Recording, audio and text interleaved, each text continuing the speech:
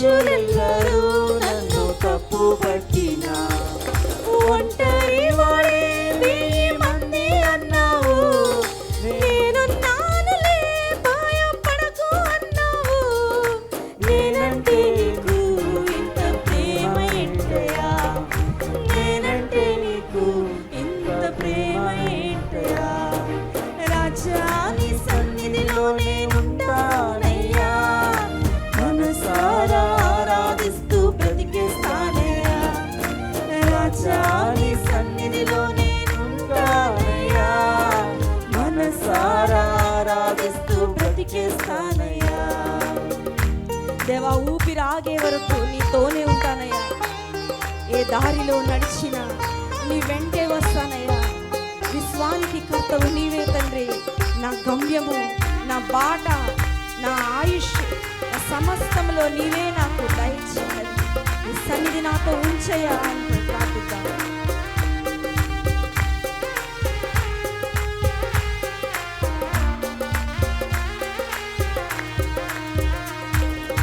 ఊపిరాగే వరకు నీతోనే జీవిస్తా, ఏ దారిలో నడిపినా నీ వెంటే నడిచొస్తా. స్వరమెత్తి పాడదామా? ఊపిరాగే వరకు నీతోనే జీవిస్తా, ఏ దారిలో నడిపినా నీ వెంటే నడిచొస్తా. విశ్వానికి కర్త నీవే నా గమ్యము, నీ బాటలో నడుచుట నాకెంతో ఇష్టము. విశ్వానికి కర్త నా గమ్యము, నీ బాటలో నడుచుట నాకెంతో ఇష్టము. నిన్ను మించిన దేవుడి లేడయ్యా, నిన్ను మించిన దేవుడి లేడయ్యా. రాజా నీ సన్నిధిలో నేనుంటానయ్యా, మనసారా ఆరాధిస్తూ బ్రతికేస్తానయ్యా. స్వరమెత్తి, రాజా నీ సన్నిధిలో నేనుంటానయ్యా, మనసారా ఆరాధిస్తూ బ్రతికేస్తానయ్యా. మనసారా ఆరాధిస్తూ బ్రతికేస్తానయ్యా. మన ప్రభువును ప్రియరక్షకుడైన యేసుక్రీస్తు వారి శుభనామములో మీ అందరికీ హృదయపూర్వకమైన వందనాలు తెలియజేస్తున్నాను. మరొకసారి ఆయన సన్నిధిలో చేరి ఆయన్ని స్తుతించడానికి దేవుడిచ్చిన సమయాన్ని బట్టి దేవుని స్తుతిస్తున్నాను.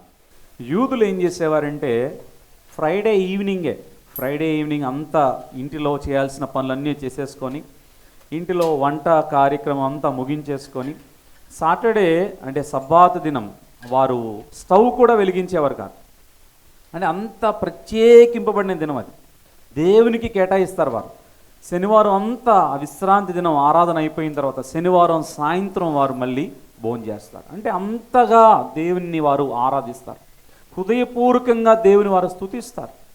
Sunday is just not a nominal day. ఒక మెకానికల్గా సాటర్డే అయిపోయింది, సండే మనకి సెలవు, చర్చికి వెళ్ళొద్దాం ఒక గంట సేపు, లేకపోతే ఇంటికి వెళ్ళిపోయి చక్కగా మంచి స్పెషల్స్ ఏమైనా తినేసేద్దాం, సాయంత్రం జాలీగా స్పెండ్ చేద్దాం, అలా కాదు.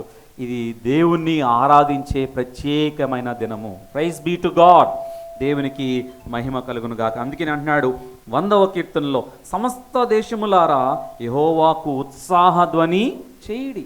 కేవలం లోగో సంఘంగా మనం మాత్రమే కాదు, అన్ని దేశాలు, ప్రపంచంలో 191 రికగ్నైజ్డ్ కంట్రీస్ ఉన్నాయి, 191 మరి గుర్తింపు పొందిన దేశాలు. అలాగే గుర్తింపు లేని దేశాలు ఒక 50, మొత్తం కలిపి సుమారు 250 దేశాలు. అందరూ ఆయా భాషల్లో ఆయా ప్రజలు ఏం చేస్తున్నారంటే దేవుణ్ణి స్తుతిస్తున్నారు. సమస్త దేశములారా, ఇండియా, పాకిస్తాన్, కొన్ని కంట్రీస్, నేను బైబిల్ కాలేజీలో చదువుతున్నప్పుడు మరి వేరే కంట్రీస్ స్టూడెంట్స్ కూడా ఉండేవాళ్ళు. మయన్మార్, అలాగే శ్రీలంక, అలాగే different parts of the world, వేరే దేశాల నుంచి కూడా స్టూడెంట్స్ వచ్చేవాళ్ళు, మా క్లాస్మేట్స్.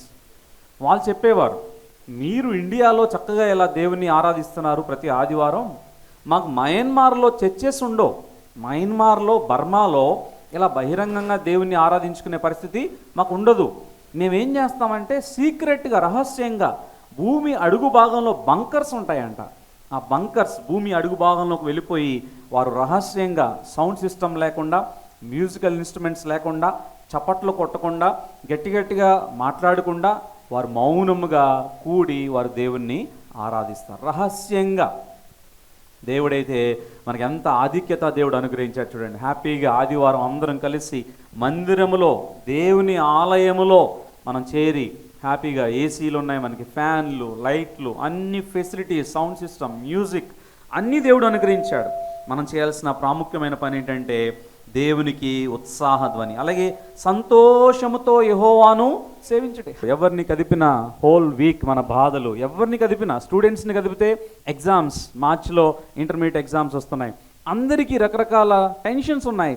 కానీ ఆదివారం వాటన్నిటిని మనం మర్చిపోయి సంతోషముతో యెహోవాని సేవించాలి. వర్షిప్ హిమ్ విత్ గ్లాడ్నెస్ అన్నాడు ఇంగ్లీష్ బైబిల్లో. సంతోషంతో. మన బర్త్డే ఉంది, బర్త్డే విచారంగా అమ్మో బర్త్డే వచ్చిందిరా అన్నట్టు ఉంటామా? ఎంత హ్యాపీగా ఉంటాం. బర్త్డే కాదు, Sunday is a Lord's day where we rejoice in the Lord. దేవుని సన్నిధిలో ఆనందంతో ఉండాలి. ఒక భారంగా ఉండకూడదు, బరువుగా ఉండకూడదు. ఎప్పుడైపోద్దా వాక్యం?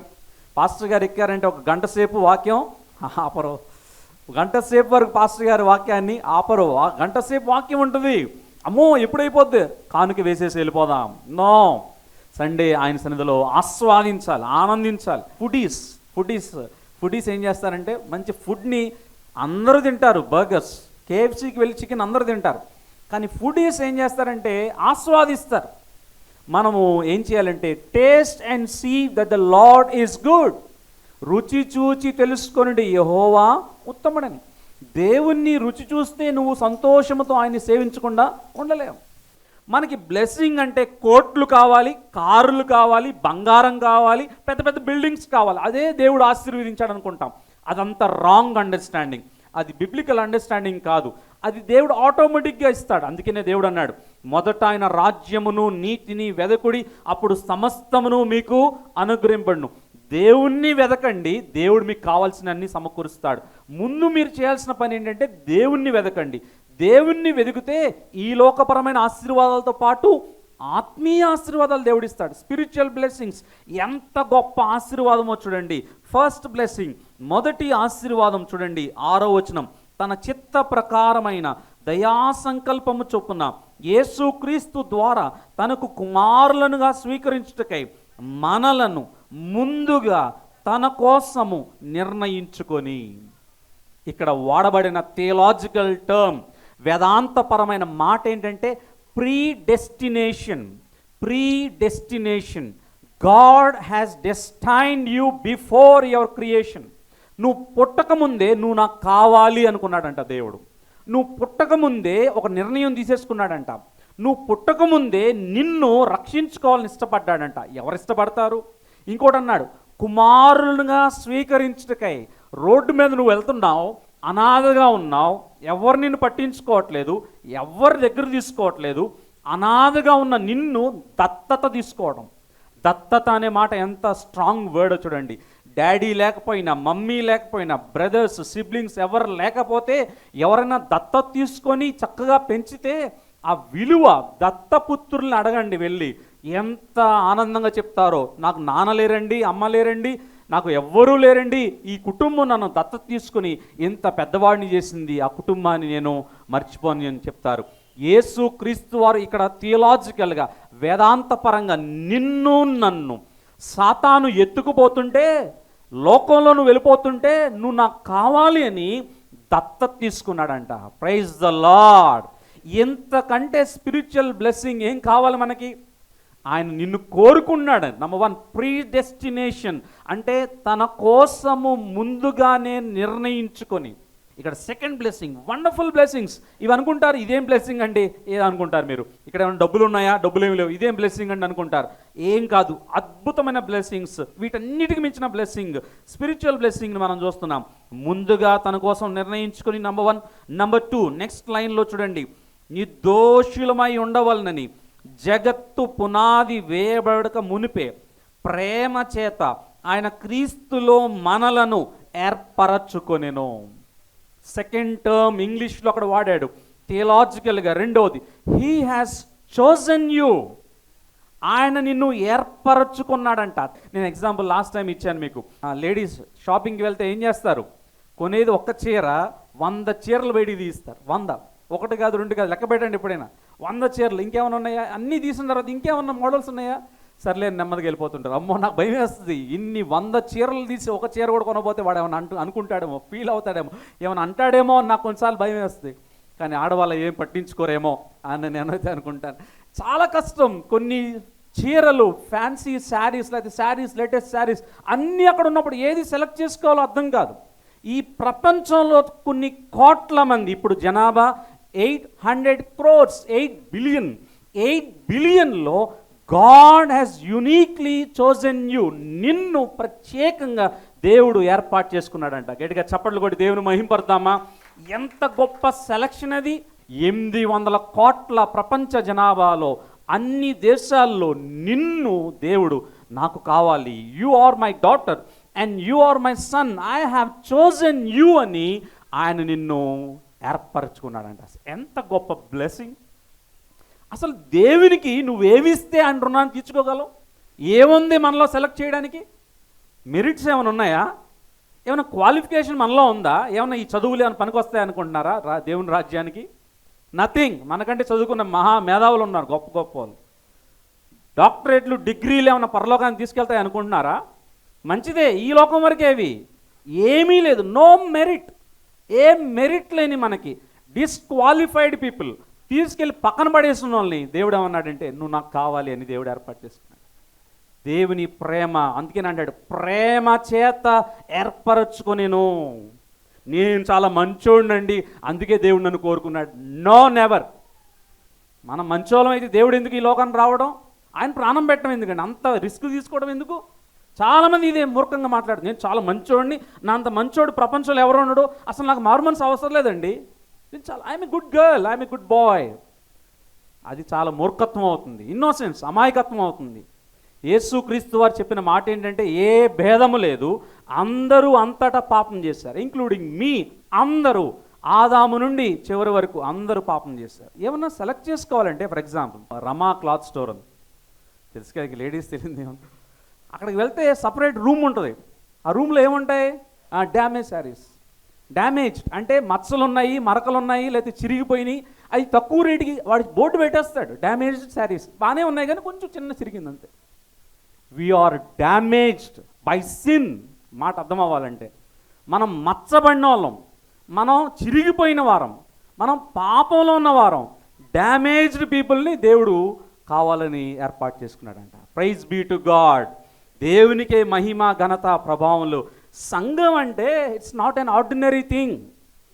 Church is a group of believers, chosen people. Church అనే మాట గ్రీక్లో ఎక్లీషియా. ఎక్లీషియా అనే మాటకు ఎగ్జాక్ట్ మీనింగ్ ఏంటంటే కాల్డ్ అవుట్ వన్స్, అంటే పిలువబడిన వారు. చాలామంది ఉంటారు రోడ్డు మీద, అందరూ వచ్చారు ఇక్కడికి లోపలికి. కొంతమందిని దేవుడు పిలుచుకొని స్థానిక సంఘానికి దేవుడు నడిపించాడు. అట్లా ప్రపంచంలో 800 కోట్ల మందిలో కొంతమందిని దేవుడు సంఘానికి నడిపించాడు. ఇంకా మెజారిటీ 50% ప్రపంచంలో ఇంకా బయటే ఉన్నారు, ఇంకా లోపలికి రాలేదు, సంఘంలోనికి రాలేదు. కానీ మన గొప్పతనం కాదు. ఎంత స్పిరిచువల్ బ్లెస్సింగ్ అంటే, ఒకటేమో ముందే నిర్ణయించుకున్నాడంట. మనం పొట్లాపుడు పుట్టిన తర్వాత నేను ప్రార్థన చేశాను, వాక్యం చదువుకున్నాను, మా అమ్మ ప్రార్థన చేసిన, మా అమ్మమ్మ గారు ప్రార్థన చేశారు, ఆ ప్రార్థనలండి.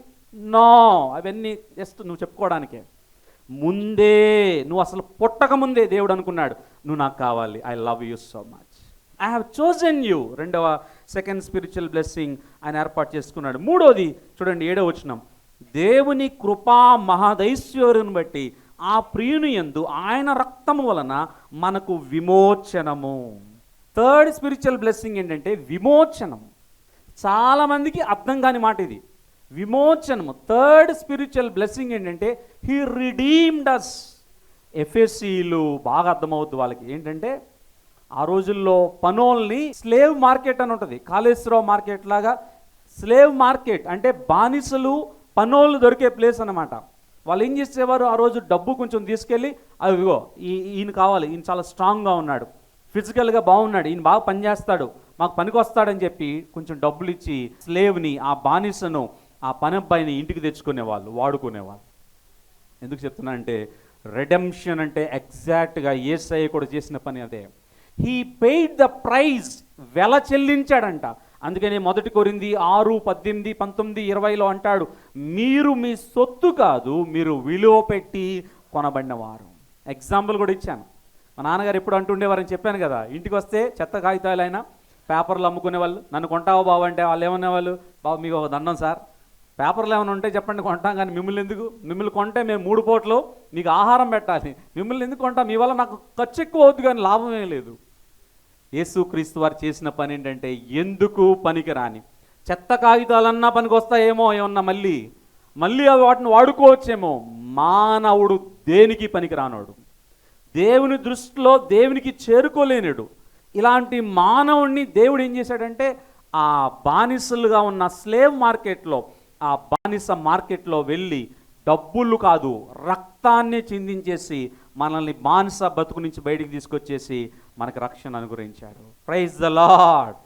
దేవునికి ఏమివ్వగలం? Third spiritual blessing, redemption is a strong theological term. వేదాంతపరమైన గొప్ప మాట. రిడెంప్షన్ అంటే విడుదల, స్వేచ్ఛ, స్వాతంత్రము. బానిస బ్రతుకు నుంచి పూర్తిగా నీకు స్వేచ్ఛ, స్వాతంత్రం. 1947 ఆగస్ట్ 15 కేవలం ఫిజికల్గా వచ్చింది నీకు స్వేచ్ఛ. స్పిరిచువల్ రిడెంప్షన్, ఫ్రీడమ్ ఎప్పుడంటే యేసు ప్రభుని నీ హృదయంలోనికి ఆహ్వానించినప్పుడు. లోగో సంఘంలో నిన్న కార్యం జరిగింది. అబ్రహాం గారు లేకపోతే పాత గోవర్ధన్ గారు యేసు క్రీస్తుని తన హృదయంలోనికి ఆహ్వానించడం ద్వారా బహిరంగంగా సంఘానికి తెలియజేశారు. బాప్తిసం ద్వారా యేసయ్య నా హృదయంలో చేర్చబడ్డాడు, నేను యేసయ్య నమ్ముకున్నాను, యేసయ్య నన్ను ఎన్నుకున్నాడు, యేసయ్య నన్ను విమోచించాడు. Third spiritual blessing.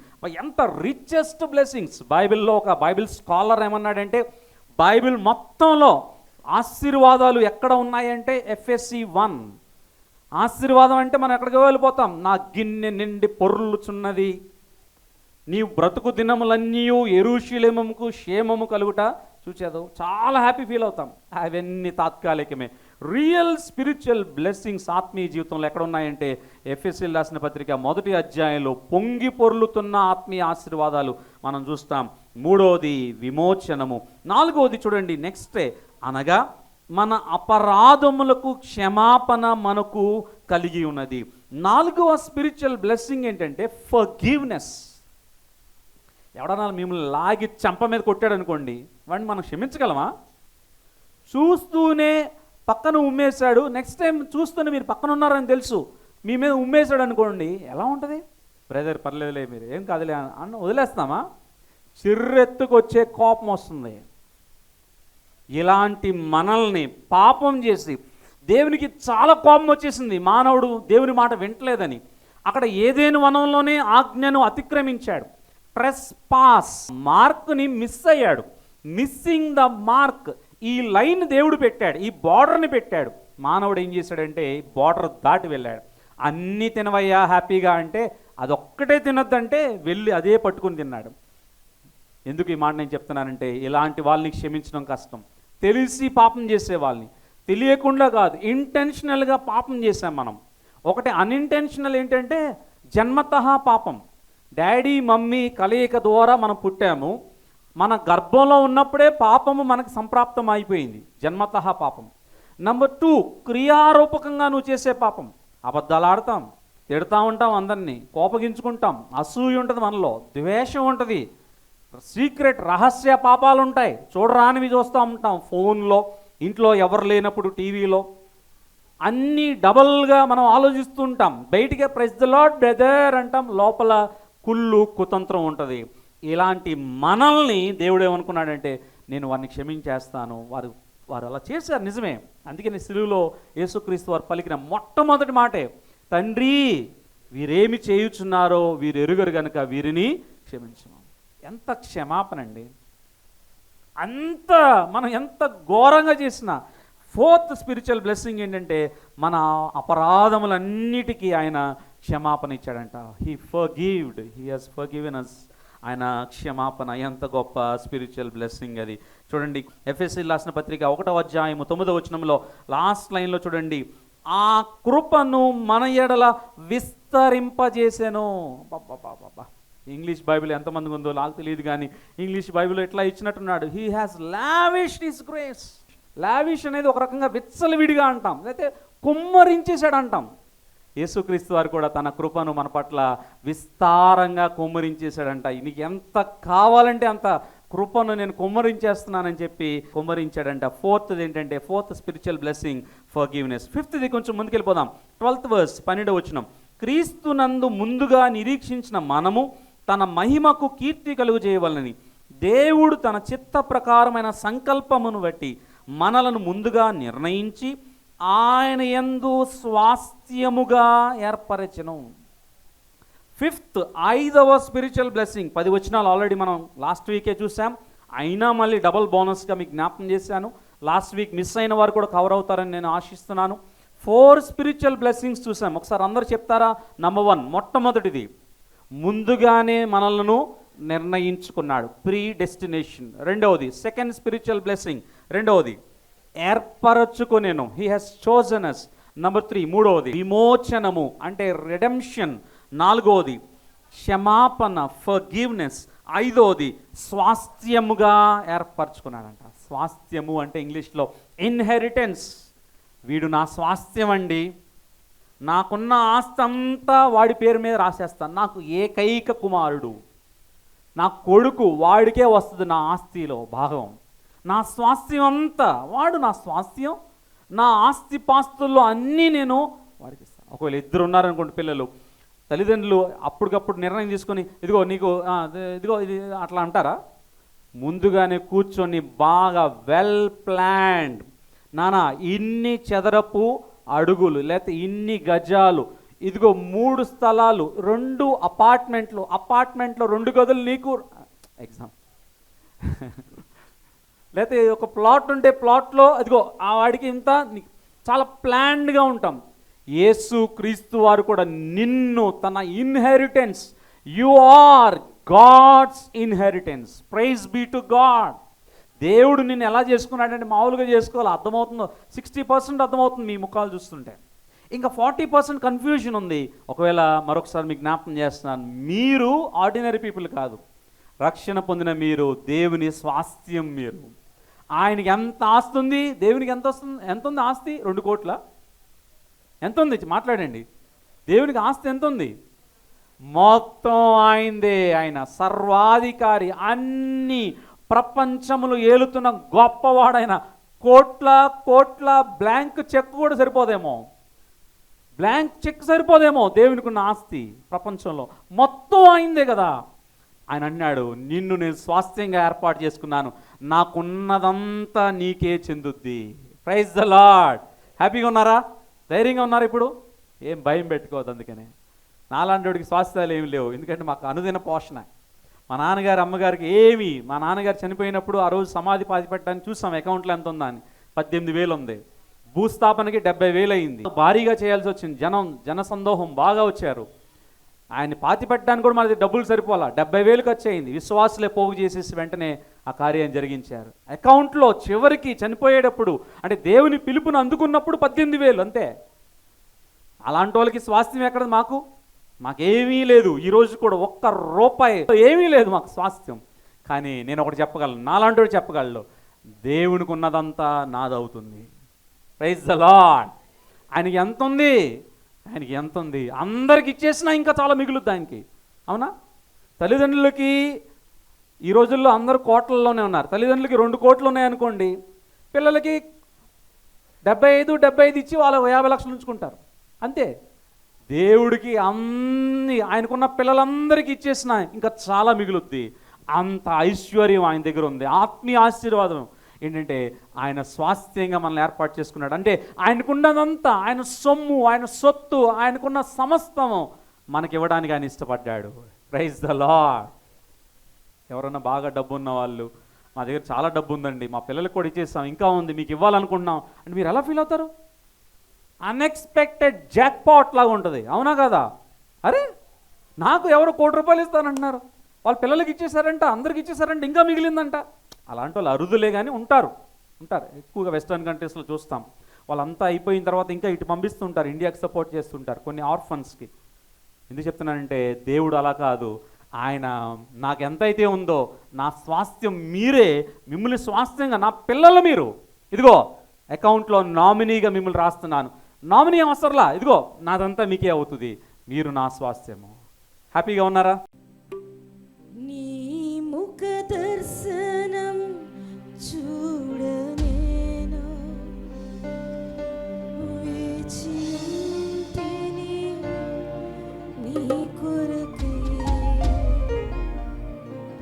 నా రక్షకుడా యేసయ్యా,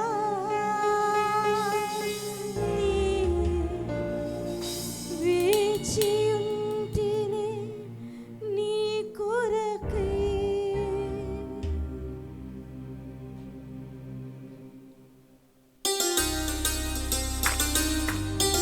దేవా, నీ ముఖ దర్శనం నాకు కావాలయ్యా. నీ వాక్యం ద్వారా నాతో మాట్లాడయ్యా.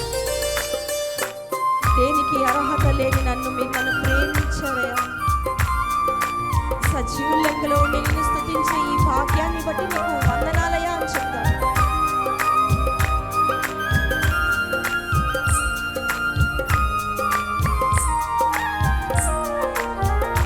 నీ ముఖ దర్శనం చూడనేను వేచియుంటిని నీ కొరకై, నీ ముఖ దర్శనం చూడనేను వేచియుంటిని నీ కొరకై, నా రక్షకుడా యేసయ్యా, వేచియుంటిని నీ కొరకై, నా రక్షకుడా యేసయ్యా,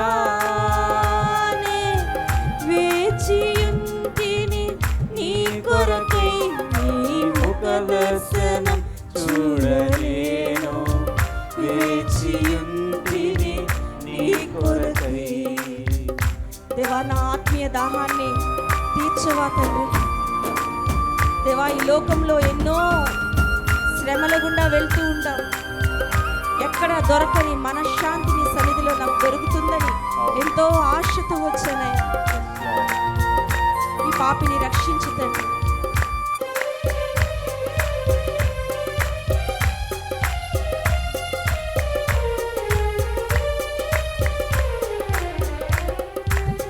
పరమును కోరని పాపిని క్షమించి పరిశుద్ధులతో నిలిపితివే.